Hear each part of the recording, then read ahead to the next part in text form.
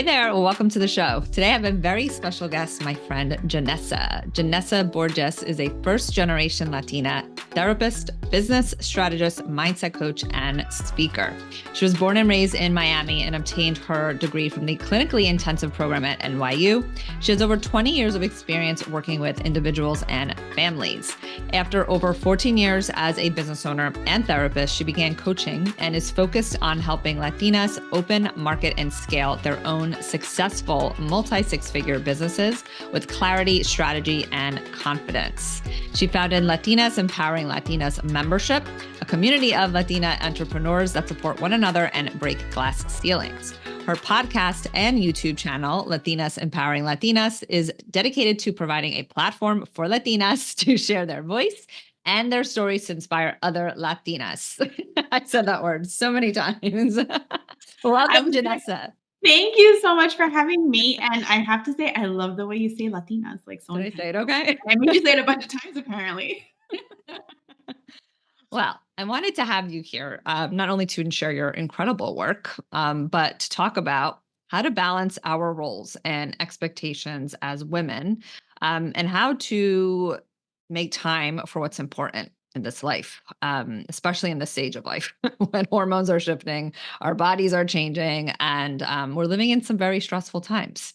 But I also want to talk about the role that our culture has on our habits, belief systems, and more. Oh, I love this. It's going to be such a great conversation. Yeah, I think so too. So Janessa, you are one of the hardest working women that I know. Does it appear that way? I may have you fooled, though. We're going to get into it. So let's just dive in. How do you think that your upbringing and your culture has affected your work ethic and your success? Oh my gosh.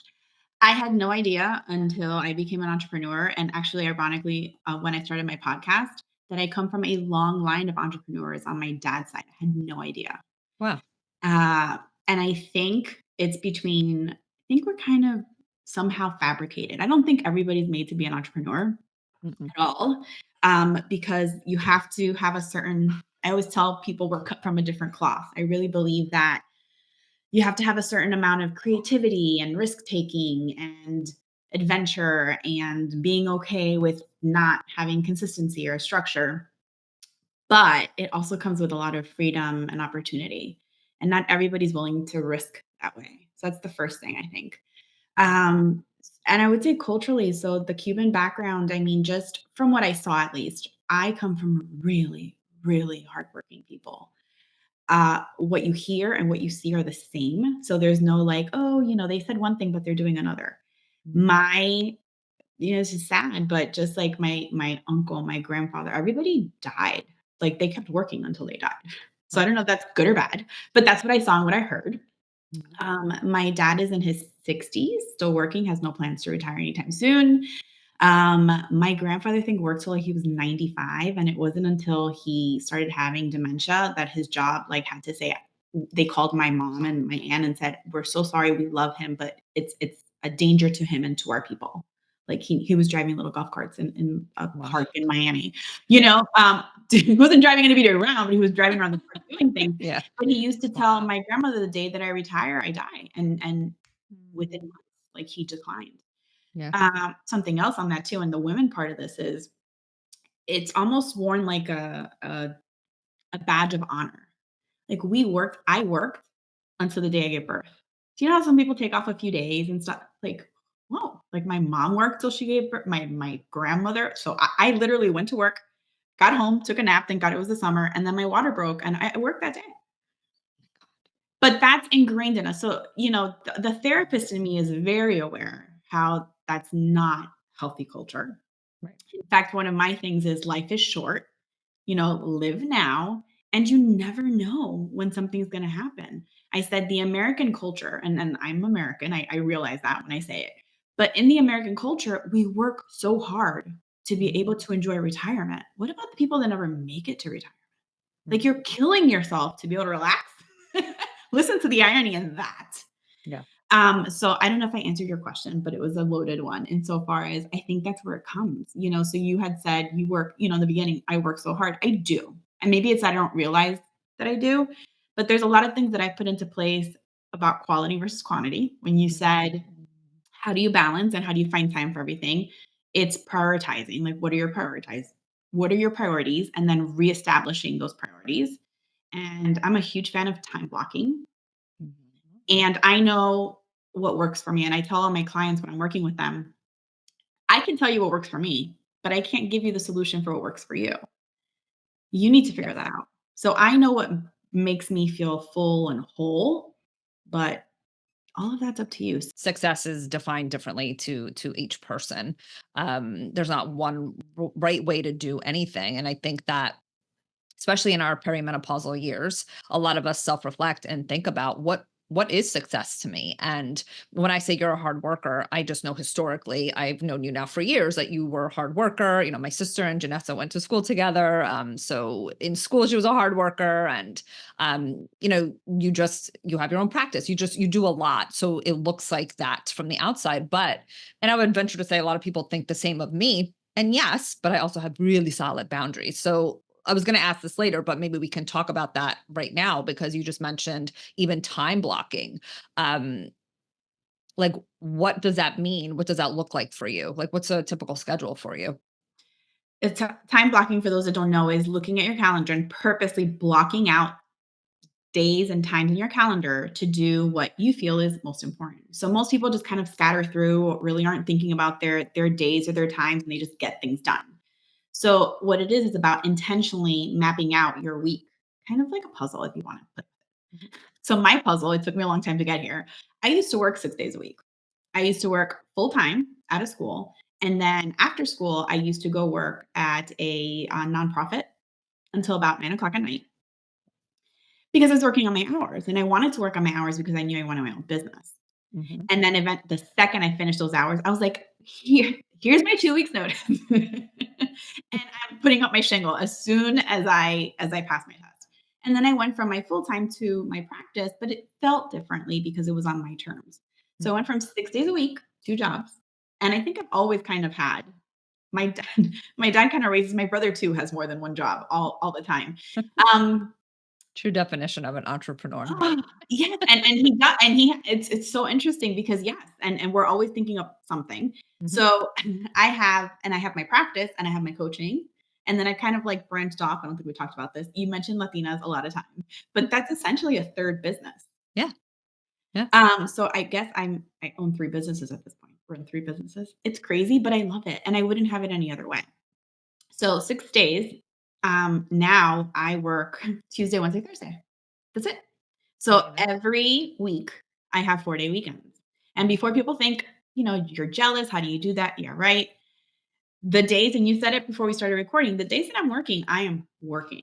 So Mhm. probably not the best according to like a health nutritionist, functional medicine person, because I cortisol out, right? At that point, Yeah. the 3 days.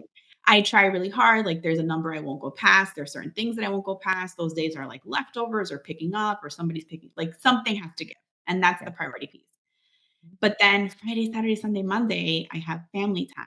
If I so choose, like today's a Monday, I'll record, with you or do marketing. I'll do something with somebody else. I have a phone call later today about another possible collaboration in the community. But usually they're kind of off limits. And because I know those days are off limits, if anybody asks me, hey, how about this? Well, I don't for clients, I don't those are the days I don't work, I don't touch, sorry. Tuesday, Wednesday, Thursday. And then if it's a family thing, if it's a school thing, if it's a doctor's appointment, I know what I have available. So what it does, it also takes off the pressure of like, I need to check my calendar. No, Yes. I know. I know it's on You there. know exactly what you're available for in each day. Mhm. I love that because I mean, I'm sure you've heard me talk about boundaries and, the stress that women are under nowadays and how women are overgiving, overdoing, overworking. Um, there's a lot of expectations on women in general, but also expectations that we put on ourselves, right? I mean, women get a degree, they get married, they have kids, they have a career. You're expected to be a great parent, a great partner, as well as take care of aging parents, especially in your culture and even mine as an Italian. I mean, we grew up, our family is very close knit. Sometimes that's nice, and sometimes It's like, no, we need space, right? And sometimes boundaries are very blurred or crossed, if you will. So, on that, like, where do you fit that in? Like, where I know you said you have 4 days where I almost feel like you have no choice but to have your schedule this way. It took me a long time to get here, and everybody says, "What's the perfect schedule?" Again, it's really particular to you. So I've done where I didn't wanna see more than 3 or 4 people a day, and when I did that, I had to work more days. Mhm. And then I finally said, "Well, I need, like" my kids all have so many Fridays off, and I'm like, "I wanna be there on those days." And then it's like, "Well, hold on, they have these Fridays off and some Mondays, and then we can go away and take trips. I want that off too." So Yeah. I always try to tailor not just for them, and it's about my family. That's what's most important to me. And what I did see transparently while I was doing everything that I was doing, that it was coming at a cost. And I was trying to make all these things, and even to this day, my daughter's like, for me, because I always talk about because I'm creating this space for the next generation, the people coming behind me. And she's like, what does that mean? I'm like, well, for you. So I can show them things, but if I'm not there to share in things, then what am I doing it for? And that's a big thing. I take them. So I spoke in California last year. I've spoken in Orlando twice, and I'm speaking in Texas next month, and I take them with me. Nice. I hosted events in the beginning of this year, it feels like last year, in Georgia and Tennessee. I took them with me. And they know, like, this is what mom does, and here's this travel is part of this, and I'm speaking. I want them to come along because I want them to see what's possible, but I still want them to do their own thing. I just want them to understand it could be anything. But you're right, culturally, I'm very fortunate that I have a more modern, system at home because and I'm very grateful for my life growing up. My dad is a great provider, and my grandfather, all these things. Like, my grandmother was a stay-at-home mom for most of her life. My mom's been very fortunate where it's always like, "Well, you don't really need to work, like, you can work, it would be helpful, but, you don't have to." But the point being is we take on these roles where we're expected like, my dad never changed a diaper. Mhm. My husband would stay up at night. My husband changes diapers, my husband will cook, my husband will pick up the kids, my husband will do homework. And again, I'm not saying anything bad about my dad. Mhm. He showed up in different ways, Yeah. but I know that I couldn't successfully, especially when they were much younger, do what I do and have the businesses, multiple that I have, if I didn't have a support system that was a little different and less traditional. And listen, those are growing pains too, because it was kind of like, I know this is how you were raised and this is how I was raised, but this doesn't work for me. So I literally lovingly tell my husband, when we've had our peak moments through transitions in life, and I'm like, you didn't marry a housewife. Yeah. You married an educated woman Yeah. who's a business owner. If you want a housewife, don't know what to tell you. This Yeah. I never pretended to be one. Mhm. Right. And I Yeah. think And it's being clear on who you are too as a person exactly. and what That's what you I was are. gonna say because there's no right or wrong. And I mean, I have friends who they don't work and they're stay-at-home moms. Some of them homeschool. I mean, their life is not easy. No, it's That's a not. Oh lot. my god, I could never Oh do my that gosh, at no. all. And it is. It's finding what works for you, but like what you're saying, it's having those conversations. And I think it is more difficult for somebody like you who culturally it was very different. And it's like culture shock. And even like I don't know how your parents are around. I would imagine they support you and they're proud of you, but Oh, has there ever been any resistance oh, about all the time. Yes. So that? I'm Yeah. glad you brought this up. So I grew up, and again, love my family, but I Mhm. remember seeing little things that I didn't like. I was almost like not almost, I was a feminist in my house. Yeah. I'd be like, "Why can't the boys get their water? Why can't the boys pick up after themselves on the plate?" Like, and it was just kind of like an understood rule. And what I had to learn, this is the therapeutic part, right? Is I had to learn that worked for them. Mhm. And they had an agreed system that whether or not they loved it or didn't love it, or I loved it or I didn't love it, that worked for them. So whatever my mom did and they agreed upon worked because you know what? She works 2 days a week. Mm. So that was their kind of arrangement. I think everybody has their own. For me, it was growing up seeing that, and I remember saying, "I'm marrying an American.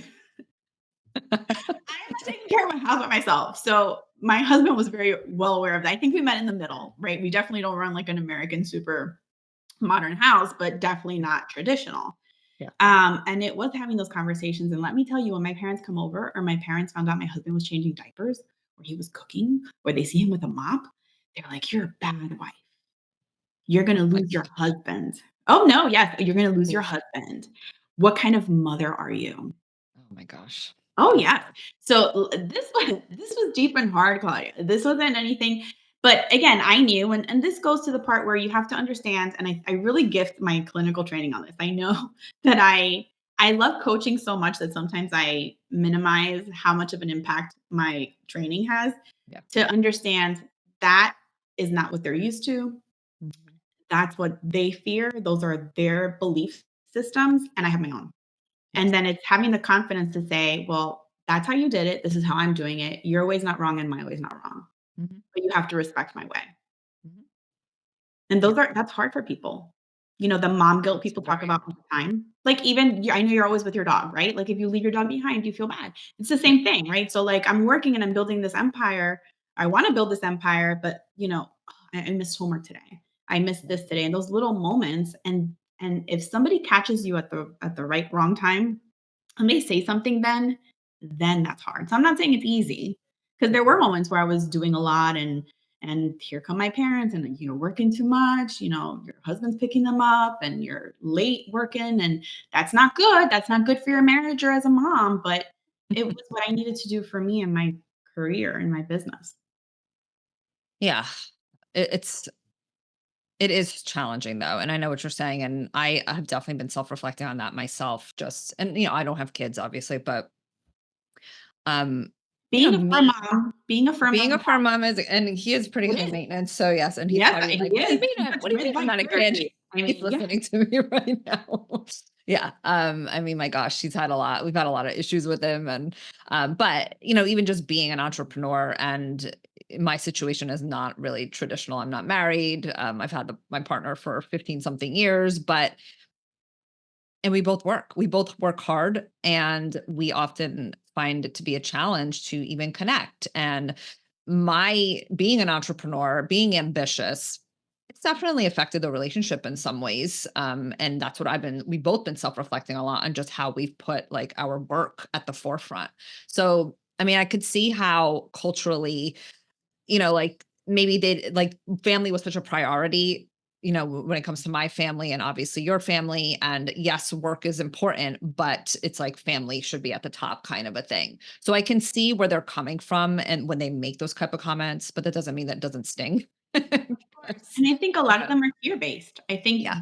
that would be their fear. Like, if I did what she was doing, Mhm. you know, what would Oh yeah. happen?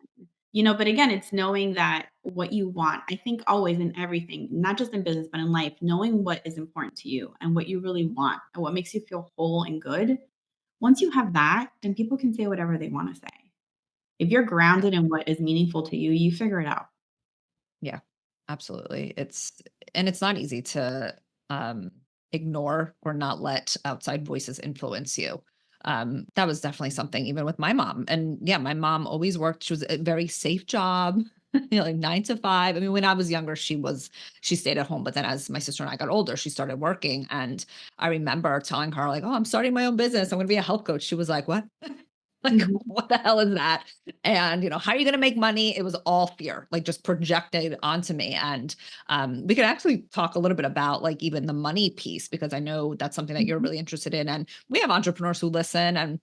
But I feel like money is just a sticky point for anybody, entrepreneur or not. Absolutely. Um, I mean, and so many people stay in jobs that are secure because Oh, of that God, you're constant gonna make me paycheck. you're gonna make me nauseous. Whenever I hear anybody miserable at work, I'm like, "Oh, wait, let me help you." Yes, me too. I'm like, what? Like, I'm always looking at like, well, what are your strengths, and what can you do differently, and stop relying on this um, job, because you and I are obviously the same in that way. I didn't want to stay in that. I was not happy. I didn't. I wanted to be able to control my own everything, my schedule, my time, what I did day to day. So Oh, yeah, this is such a good point. So, this is when I go back to we're cut from a certain cloth. I think it is, and again, I have the same conversation when people struggle with anxiety or ADHD or depression, and they're trying to explain to their loved ones. If somebody doesn't feel it or have that, it is almost impossible for them to grasp it. And I think we're so as entrepreneurs so different in the risk taking and the okay, this is conventional and it feels safe, but safe almost feels like it's holding me back. Mhm. And everybody doesn't feel that. sense of like, no, I feel unsafe feeling boxed in. Right. Uh, and so it's hard. So I'm trying to figure out a way to set up the answer because I really feel it depends on the person. There are some people that their cortisol levels would shift and they probably have a heart attack and a stroke if they ever had to leave something that was consistent. Then again, I know that there's illness. I have a client now that's been working for a company for like 15 or 20 years and they're having massive layoffs. Do you think she feels secure? Right. People always feel like things are safe. They're not. It's Look a at what happened during false COVID. sense of security. Absolutely, but it's what are you really holding on to? Yeah. So I think for people, it's if you're that unhappy at work and the stability that you're used to is comfort. Mhm. It's like having a blanket, so it's your comfort blanket. But if you're unhappy, what are you holding on to? Yeah. I feel the same. But it's fear on both sides. It's fear of the unknown and all the what Absolutely. ifs. And I think there's such a mindset shift there. I mean, I'm not saying it's easy by any means or telling people. I think I talked about this recently on another episode. I'm not saying like go quit your job, but life is short. I agree with you 100% on that. And like, how are we spending our time and our energy? And if you're just working a job that you go to every day, that you're miserable, it causes you stress, it causes you anxiety. What do you think that's doing physically to your health? Ready? So my line is at what cost? Mhm. So you have this job at what cost? And then this is where you roll in. What about cortisol levels? What about you look at my patients now and they're getting a little older and I'm like, you can have a stroke or a heart attack. At what Yeah. cost are you holding on to this Mhm. job that makes you miserable or this relationship that makes you unhappy? How Mhm. does that affecting everything else? So now you're tired and you're depleted, right? Here you take over. You're not as present for your family or for your children. You're not showing up in the best way. You're irritable. You're tired. You're exhausted. You take naps. You can't be present. So what Mhm. quality of life are you living? Yeah, But the money piece is a big piece. I mean, I it think is. culture plays a role. Mhm. We talked about transgenerational trauma and money before we started recording again, and those all affect us. Mhm. And it's understanding sometimes where it comes from. So one of my favorite things learning about in school was when I was doing a postmaster's marriage and family Mhm. certificate, and they had us do these family maps. So it was like family tree, and it talked about looking at birth order. What was happening at the time when you were born or your grandparents were born? So was it the Great Depression? Were people hungry? Like what made people choose to start these habits that they had? And sometimes if you look at it, oh, because so and so, died or they had a medical problem, so we don't go to doctors because we're scared of them. Okay, well, what was happening then? They weren't in a place where there was safe access to medicine or resources. So whenever there's these fears that feel unsettled and feel like internal conflict, I always tell people like look back at the history and really find out where that all started, Mhm. where the seed was planted. Because oftentimes when you realize, oh my God, this is why that was established, do I really need to hold on to this? Mhm. So we both went to Catholic school. I'm gonna Mhm. still mess this up, but um in the Jewish faith and the Catholic faith overlap a little bit, right? And there's a lot of things in the Jewish faith, like again, as a Cuban, I know there's Cuban Jewish individuals, but as a Cuban, I remember meeting the first Cuban Jewish individual I met, and I was like, "How do you not eat pork? How does that work in our Cuban culture?" But if you look at some of the things that were set up, if you read the literal translation at that time, there were a lot of people that were ill because they were consuming uncooked, like Wow. it was safety issues. But now we're adopting these things and we're doing them because so can you imagine somebody grew up during COVID and then they left and now they're spraying everything down and they're doing all these things. And it's like, why are you doing that? Right. Well, because we have to. Well, okay, Right. well, let's go back. When did this start? And there are moments Right. in time Yeah. that either um I always say culture, but I mean also like the culture and the environment. Like Naples culture is very different than Miami culture, the New Jersey culture, the New York culture. Like where else would you wear sneakers to go somewhere and then switch shoes and Right. heels, right? If you think about things that sound so crazy, but then that's our norm. At one point, the norm wasn't the norm. So when you start Mhm. investigating where it started, then you can start taking away these mindset and kind of taking everything apart and formulating your own belief system. So Yeah. don't hold on to everybody else's so tightly, is what I would say on that. Yes, I agree. I think in this stage of life too, in our at least I this is how I feel and what I get from a lot of like clients in their 40s is you start to really look at all of that because I feel like, your 20s, you're young, you're inexperienced, your 30s, it's like you're just starting your life kind of, and then your 40s, you're learning. I'm like very excited to see what my 50s are like. But in my 40s, it's a lot of that self-reflection and thinking about, okay, well, what has worked up until now and what isn't? What's no longer serving me?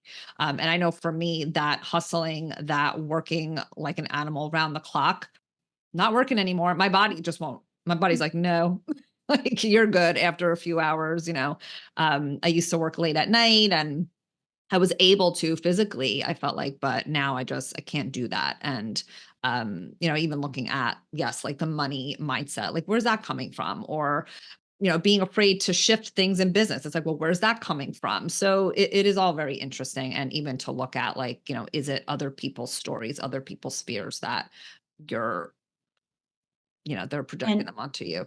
almost always it's yes. We Mhm. just don't know how they got there Yeah. right away. So we talked a little bit about like women putting expectations on themselves. Like, do you feel like what do you see in practice in regards to what kind of expectations are women putting on themselves? The theme is the same overall, like being good enough, feeling good enough, Mhm. but it's how does that show up? Yeah. But just really holding on to these relationships and at the same time feeling like I've lost myself in the process. Mhm. So I'm holding on to something, but I still don't even feel like myself. I think that's Yeah. what I see the most. I feel like one leads into the other.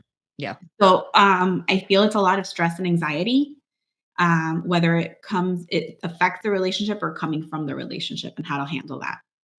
Mhm. And almost negotiating with yourself of like, what else do I need to self sacrifice to make things better?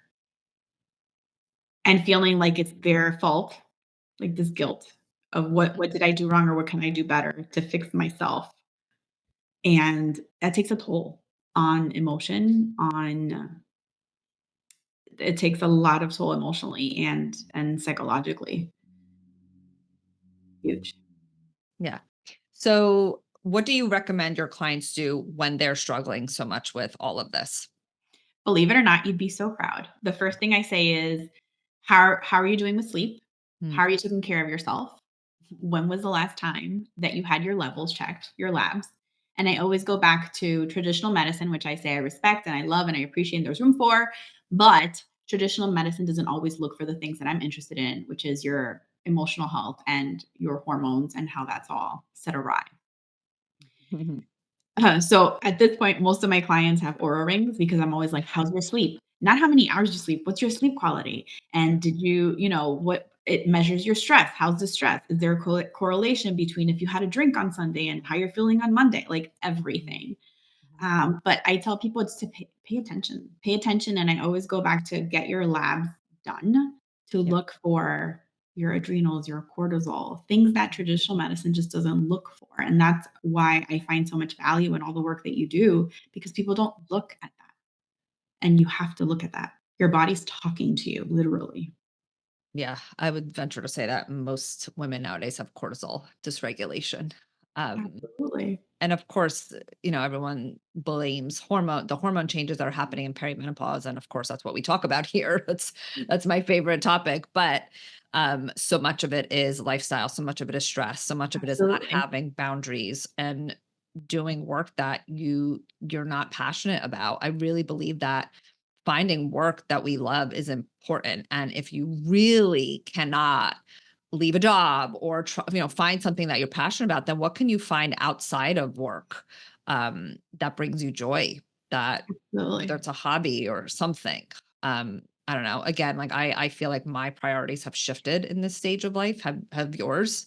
Absolutely. And so two things that you just brought up that I want to talk about in a different way are boundaries, right? Because it's having the boundary of, okay, if I'm going to stay, which a lot of people do, like, I'm going to stay at this job, I'm not going to lose security, or I've had so much time vested here, that's fine. What are you going to do for you?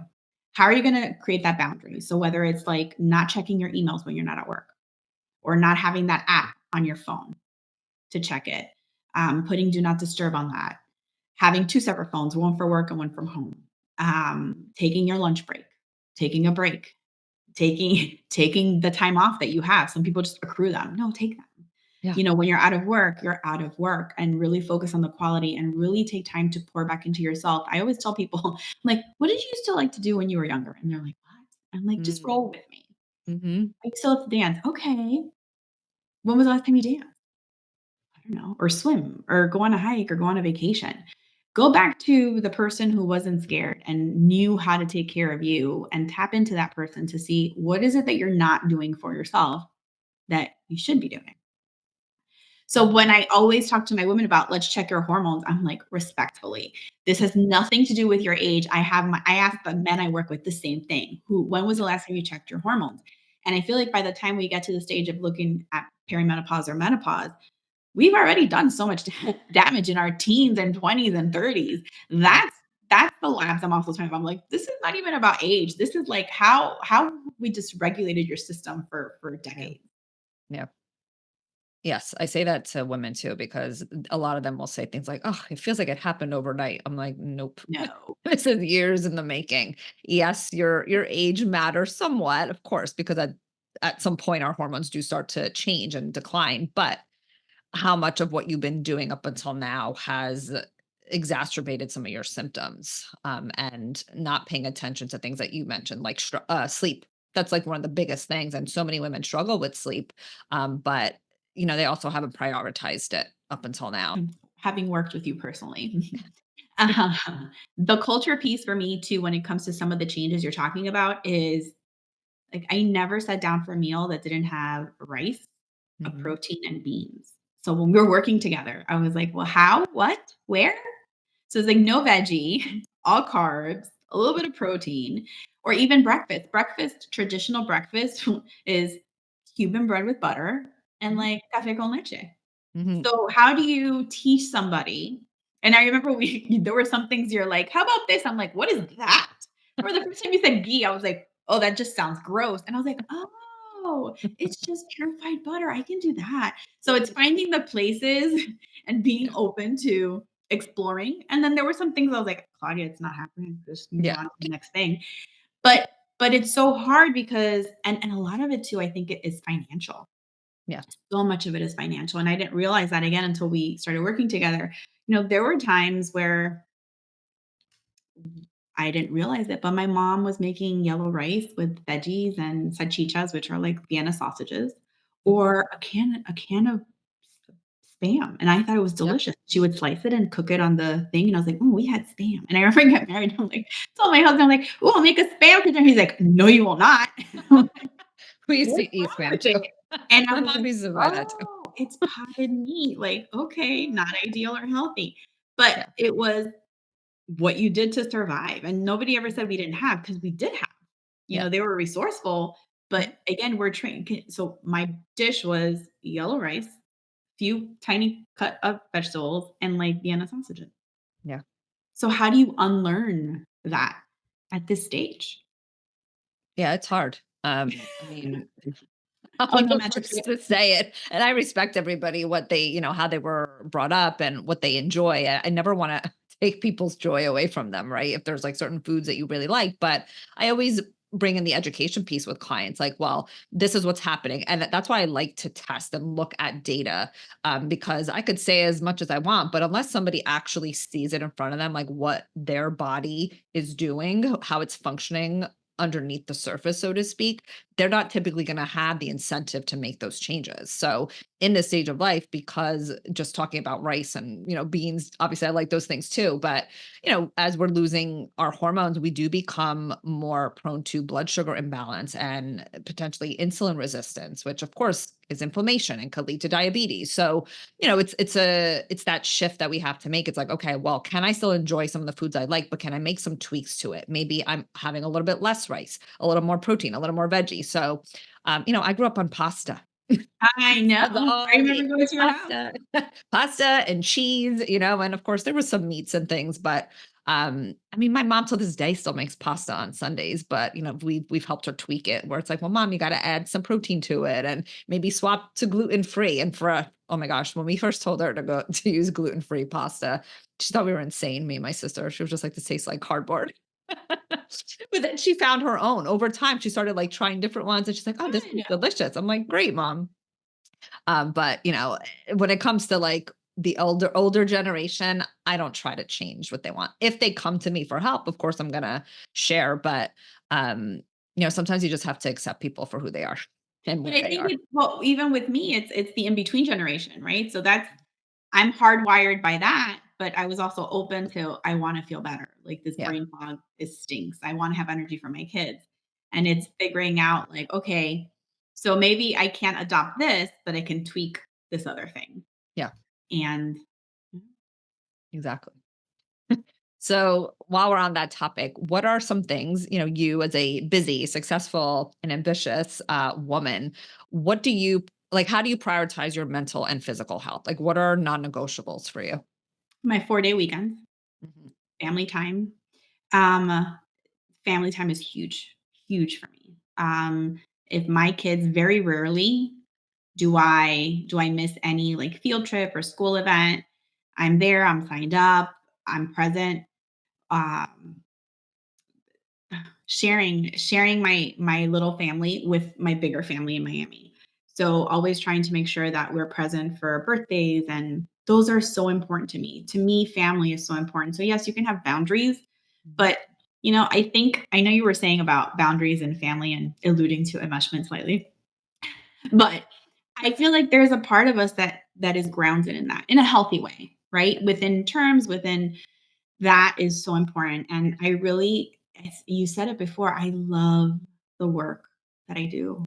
I Mhm. love the work that I do, and yes, I can't work around the clock, but when I'm really passionate about something or I'm really motivated, it doesn't feel like work. Yeah. So then I'm probably working a little bit on the weekends and don't even realize it because I really love what I do and the extension of the work that I'm doing, right? So when we record these episodes, podcast or YouTube, we don't know who's going to listen or how many, but then like a year or two later to get an email that says, I've been listening to your podcast. I just quit my job and it's everything that I needed to hear. Thank you so much. And like Mhm. that is so fulfilling. So I would say it's definitely the long game for what we're doing. Yeah. I think that gives a lot back to me too. And then again, knowing that I'm showing and I'm teaching, not just by my words, but by action for my kids. Mhm. I love dancing, love to Yeah. dance. We sing on the way home and back, like, sing, dance. In the car drive, like, my car in the morning, we're definitely not mellow. I love Patching that. in lots of movie nights and cuddles, taking lots of trips. Like, I thanks to my financial strategist, Mhm. this was the first year, and I don't know if you can relate. I feel like maybe a lot of us can and wouldn't, but this was the first time I took 2 weeks off for vacation, and it was completely unplugged, and had personal time off, like, I bucketed. So we went to St. Bart's for almost 2 weeks, Oh, nice. fully paid. Didn't take a phone call, didn't nothing email, nothing. And it was the first time I was able to take time off and not have to work or worry about where was that money coming from for those 2 weeks. Yeah. It was That's phenomenal. huge. That's So, huge. vacations, travel, lots of family time. That's my balance, and the 4-day weekends really, like, recharge me. I love how you answer that question because you bring a different perspective, and I want women to hear this because so many women will be thinking about what supplement can I take? What diet should I follow? What Okay. workout? And Oh, I you're so know, funny. like No, it's a not that it's a no, challenge, no. but I love that because you're to me, this is what's important. Like, yes, obviously the work that I do, we're testing, we're giving women supplements, but I always tell them it's one piece. Like, what about all the stuff that you just mentioned? Yeah. And don't get me wrong, I have my drawer full of supplements that, we've worked through and my adrenals and there's some supplements if my magnesium is out, I'm not sleeping well, and I don't drink as much water as I should, but I have the awareness of them. And I know how knowing how your body reacts, what your body needs, and what your body responds to is so important too. But yeah, to me, it's the so I get it. It's the psychological and the emotional for me, and it's movement. So I know you talk about like the rebounder and walking and exercising. I'm like, I'm gonna dance and I'm gonna laugh and I'm gonna just spend time with family. Like that's my version of it. But that is what fills me, Yep. truly. And I think that's important. And I love that you're able to recognize that. I don't think a lot of women do. You said something earlier about how you ask clients what do they like to do, or what did they find joy in when they were younger? And a lot of them have to like think about it. And I think as women and as adults, we just tend to forget. We forget to play because we're so serious and we have to be so professional and responsible. And why? Again, Mhm. life is short. And play and fun and connecting with people that we love is what, in my opinion, really helps us stay healthy. Well, that's what life is about. Like, if you're not having fun and playing, that's you're missing a big part of it. And if you're listening to this and that's you, then you need to revisit a little bit about what you did. And I am the most open therapist you'll ever meet in the world. And my husband turns colors anytime my kids ask me questions because we don't do storks. It's age appropriate answers. But like this weekend, I was answering pride questions and how do women that have wives and men that have husbands have babies? And like I answer them. Like this Yeah. is my job. And I tell my kids, always come to me. I'll always answer your questions. Yeah. And part of me saying all of this is that when you lose sight of who you are at your core because you've been so influenced by your environment or social expectations that you can't remember who that is or what joy is. Like in my house, like, what do you want to be? I want to be an NBA player. Awesome. Okay, great. Like there's no discouraging. Okay, Yeah. how are you gonna make that happen? Let's Mm. do this. And I'm not putting pressure on it. I'm embracing. And I think what happens is when we get older, people start jading us. So it's Mhm. kind of removing all of everybody else's feelings from yours and coming up with your own, however crazy it feels or seems or sounds, and not caring. Yeah. Maybe that's a different kind of gift. Yeah. Not caring. Yeah. I mean, well, yeah, maybe not caring and just not letting other people's fears and BS really influence your decisions. Mhm. I mean, how many people do the things that's expected of them and then they're not happy? Too many, Yeah. A many. I lot of think people. all of people. Mhm. Yeah. Well, thank you, Janessa. I can talk to you for hours. I know, Claudia. I love chatting, and I always feel like I go off on these tangents. I'm like, "Bring me back." That's fine. No, I love it. It's all relative, all important. So where can people find you? Where do you hang out the most and how can they work with you? Oh, so my website is probably the easiest, janessaborges.com. I'm sure Claudia will share the link.